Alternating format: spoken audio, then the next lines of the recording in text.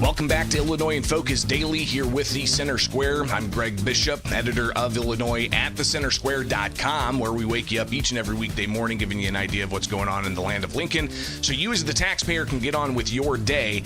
We've got a lot to tackle just in two segments. We'll talk energy policy with comments that Republican state senators made about Governor J.B. Pritzker's energy policies. And Pritzker saying the reason energy prices are going up is because of the Trump administration.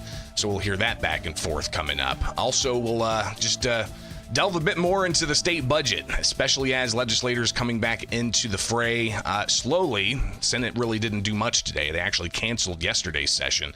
But the House is coming in next week. That's going to be it for January. And then they come back in somewhat full force February, March, April, and then that mad dash to the budget deadline in May. So a lot's going to be happening here, especially in an election year as well. So we're going to take a dive into Doge, Illinois with Jeannie Ives from Breakthrough Ideas coming up here in a moment. But I wanted to give you guys a quick little overview of some of the things that are happening today. You've got the U.S. Supreme Court that could take up the Veramontes case challenging Cook County and Illinois' gun ban, and that is in the U.S. Supreme Court on cert and been put back into conference, relisted for like the third or fourth time. So will they take that case? We may find out sometime in the weeks ahead, as the U.S. Supreme Court could make the decision as to whether they take that case. This while you still have the Barnett case in the appeals court, and that's the case from the Southern District where a judge did declare the gun ban statewide unconstitutional. But after a hearing at the appeals court, we still don't have a ruling. The trajectory of that case looking like it's going to go to the U.S. Supreme Court. We'll see what happens with the Veramontes case. Also, Governor Pritzker is set to sign the Clean Slate Act today up in Chicago at 10 o'clock. It's criminal justice provision that some pushed back on, saying that this is not the way to go in Illinois, so you'll likely hear a lot more about that. Go to thecentersquare.com for the latest. And just a note, we're off on Monday, so we won't have a show for you Monday morning here with the Center Square Illinois in Focus. Be back at it Tuesday. All right, a lot to tackle, so let's get right to it with Illinois in Focus Daily. Again, like, subscribe, hit that notification bell, and wake up with us each and every weekday morning for more from the Center Square.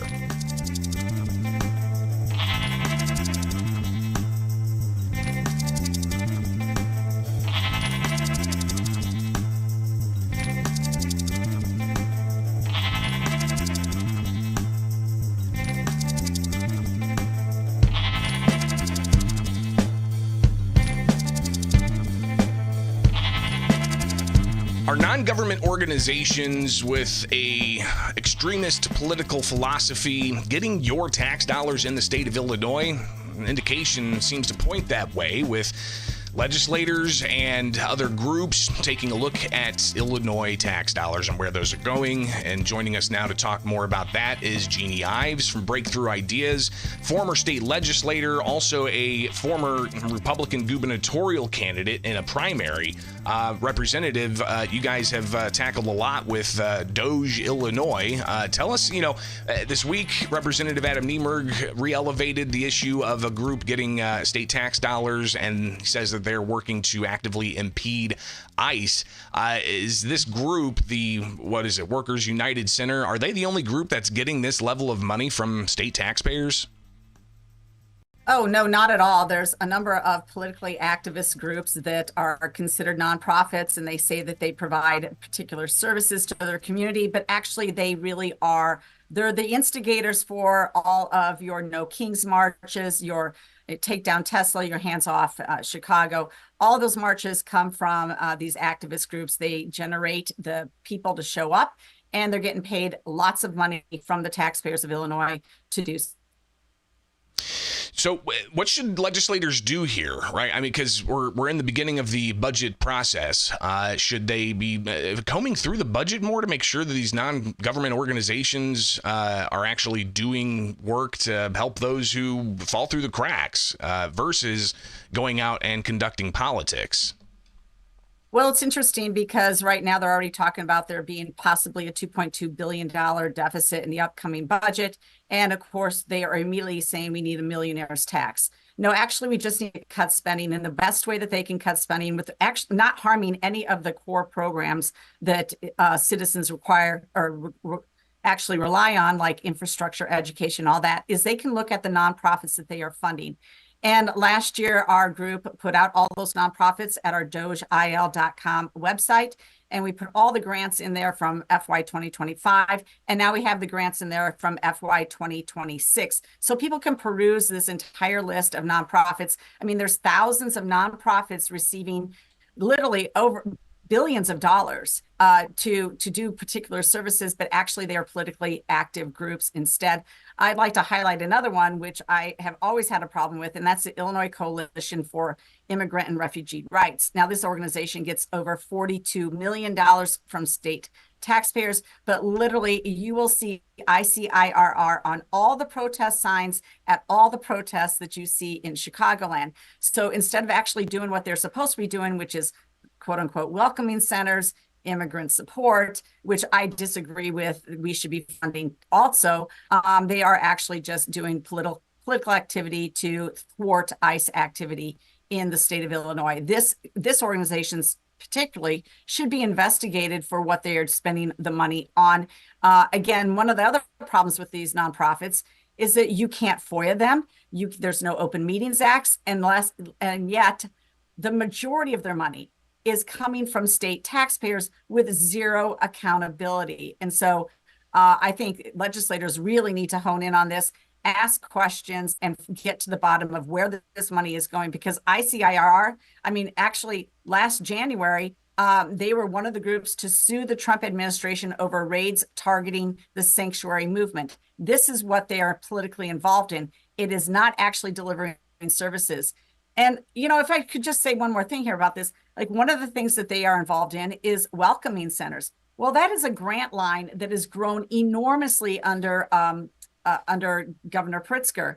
And we're spending upwards of $25 million just on welcoming centers in 2015 fiscal year. We were only spending about $1.1 million on welcoming centers. So this grant line has grown substantially under Governor Pritzker. Why? Because it is a political organization. It's a way for him to get out the vote. And I say that unabashedly, and I know that that's the truth. Jeannie, when we talked with the Assistant Secretary of Health and Human Services about the federal funding freeze for TANF and for child care programs, I mean, they said that they suspect there's some kind of unofficial patronage system going on here. You've been in politics. You now are outside watching, and tell us a bit about that idea of the kind of unofficial patronage that there allegedly is going on, not just possibly in Illinois, but elsewhere throughout the country.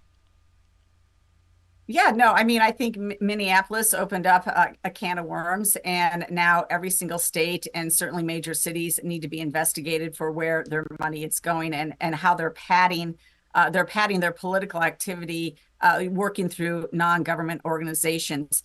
I will say this, we even went so far as to start investigating some of these daycare sites, some of them that are state-funded daycare sites. I went to one particular state daycare, and I looked at their webpage, and it wasn't hard to understand that they are also a political entity, because under the resources area, they basically said, here's how you sign up to vote. And they had 3 different links to how you could become a voter in the state of Illinois. What does that have to do with providing daycare services in the state? No, these are definitely organizations that are there to up the vote for the Democrats and to provide political activity.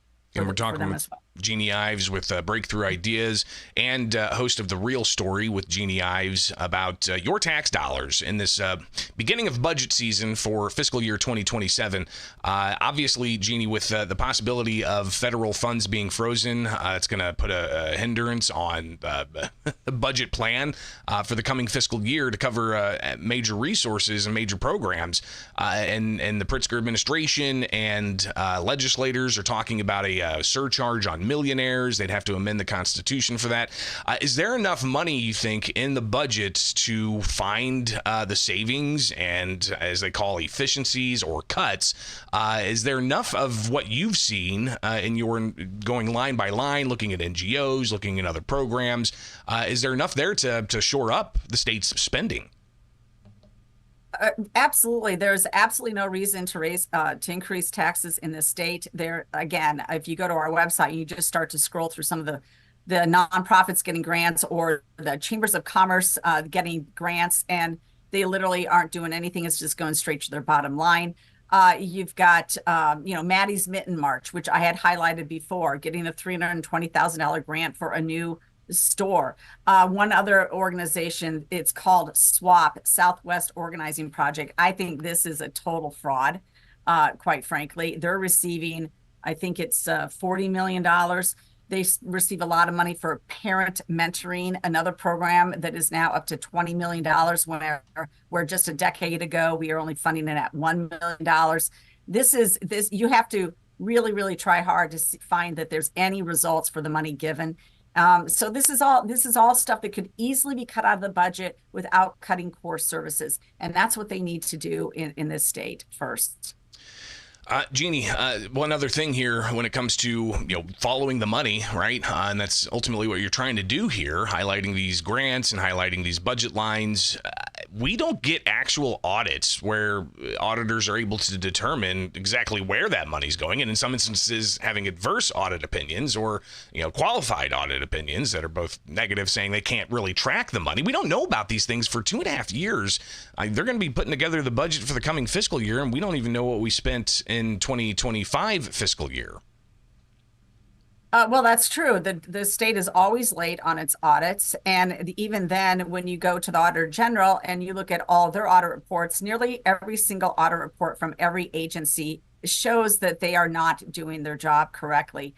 Department of Commerce and Economic Opportunity, honestly, they should just be eliminated from the budget. There's no need for them to be giving out $500 million to the Chinese Communist EV battery plant Goshen. There's no need for them to be giving Rivian $827 million when they haven't produced profit on a single vehicle. And so that entire organization should just be eliminated. You could save a lot of money right there. But I mean, every audit from the DCEO, the most famous one being that, guess what? When we looked at the jobs that were supposed to be related to the CEJA or the energy bill from 2021, they never created the jobs that they were told to create for over 3 years. So yes, we have a problem. Actually, you have legislators propose all these like feel good projects, and then there's no follow up. The money goes out. It's just run through a bunch of nonprofits or other programs with no accountability. And that's the problem in the state of Illinois. We need to really tighten the ship when it comes to that. Well, Jeannie, we'll definitely be talking about this as the weeks and months progress, because budget season is going to come at us quicker than we know it, with all kinds of hearings, but we won't really know those fine details on all of these line items until, I don't know, you've been there before as well, estimating what it's going to be early morning hours of May 31st into June 1st. So we'll see what happens. But here, I will say this, Greg, just in closing, honestly, at least we have started the process of elevating the conversation, showing them that we've got billions of dollars going to nonprofits with no accountability. And at least we have some legislators, and I really appreciate them, looking at these grant lines. We just need more people concerned about where their money goes, and they need to start doing this. I highlighted a story about the Prairie Food Co-op in Lombard. That's a total scam as well. I mean, I could go on and on and on with one story after another about how they're wasting your money on nonprofits, groups that with no accountability are receiving money from the taxpayer. Well, again, we'll talk more about this in the weeks and months ahead. Jeannie Ives, greatly appreciate you taking the time here with the Center Square. Thanks for having me on. Absolutely. It is Illinois in Focus Daily, each and every weekday morning with you. I'm Greg Bishop. Be sure to wake up and get the headlines in your inbox at thecentersquare.com, where you can not just get Illinois headlines, but also headlines from across the country. Again, go to thecentersquare.com. All right, much more coming up.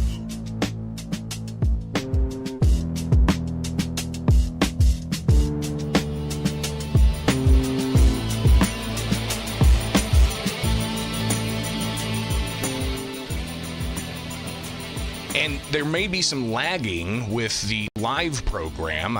Even though boosted the internet again yesterday, seem to still be having some switch over issues. So I appreciate you guys hanging out in the live chat. But keep in mind, the show's recorded locally as well. So we upload those segments uninterrupted, and a lot of people are going to check those out. So appreciate those hanging out in the live chat as we continue on with Illinois in Focus Daily.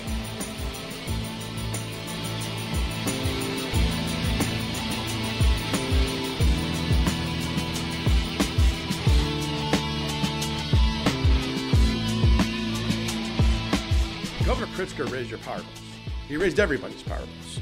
So I don't want to hear one more thing about affordability from anybody who voted for this bill or any of the other bills. That's a signal to wind and solar to raise the heck out of your rates, people. That's Republican State Senator Chapin Rose this week talking about Illinois energy policy and the increased energy costs. It is Illinois in Focus Daily. I'm Greg Bishop. You can get headlines in your inbox each and every weekday morning by going to thecentersquare.com, signing up today, and connecting with us each and every morning here with Illinois in Focus Daily. Okay, so Illinois legislators back in session this week, only for 2 days of 3. The Senate scheduled for 3, but they canceled Thursday. The House comes in next week for 3 days, and then they'll be back with dates in February, March, April, and all throughout May. So it's going to be a ramp up right up to the end of the scheduled legislative session for when they have to have a budget put together for the next fiscal year.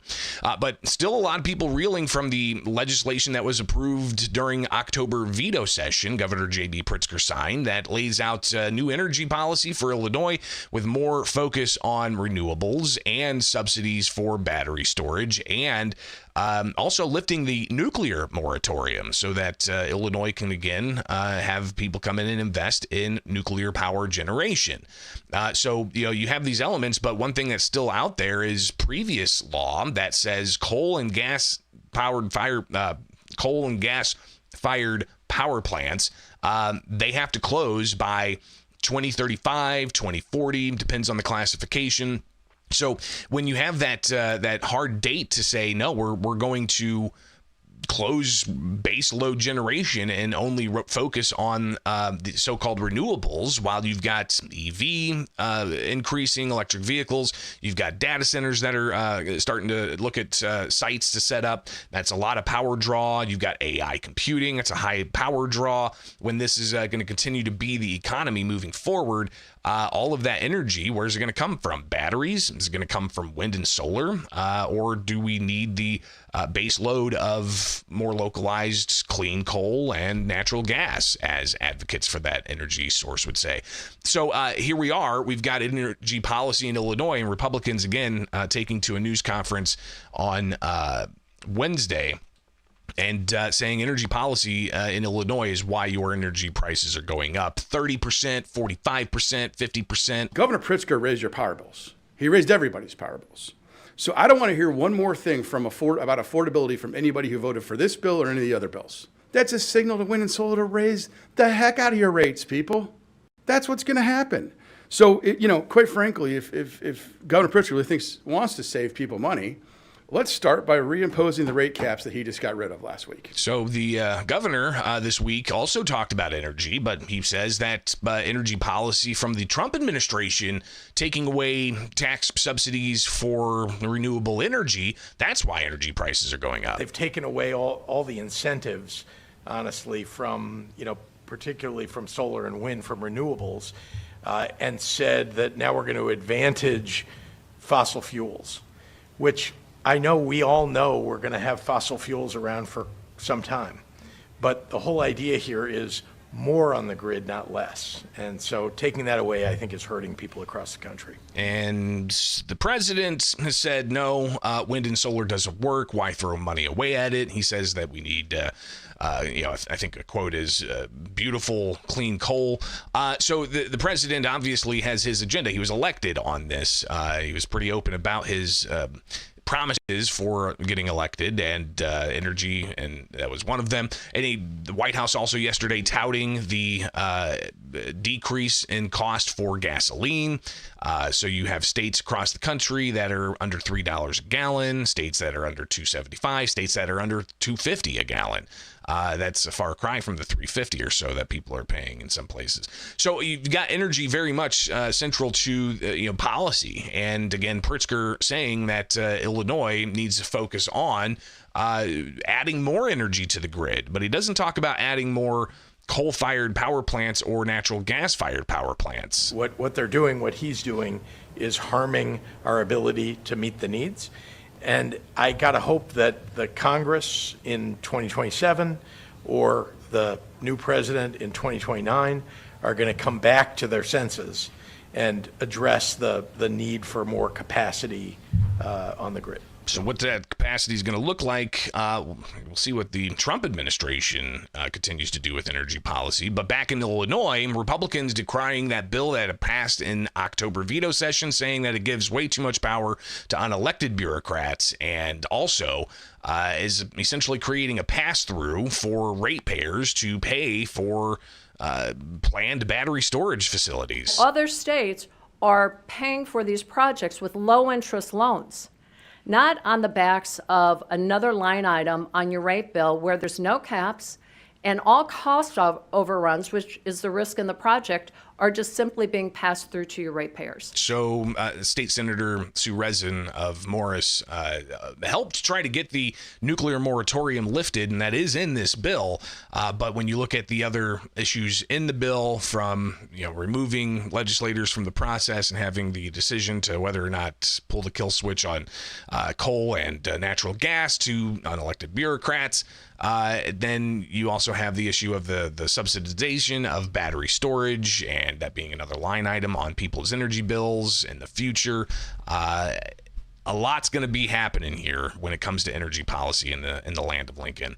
All right, it is Illinois in Focus Daily. Wake up with us each and every weekday morning. Programming note, we're not going to be here Monday in observance of the holiday, so be sure to like, subscribe, and stay up to date to get the newsletter and so much more. See you back here next week with Illinois in Focus Daily.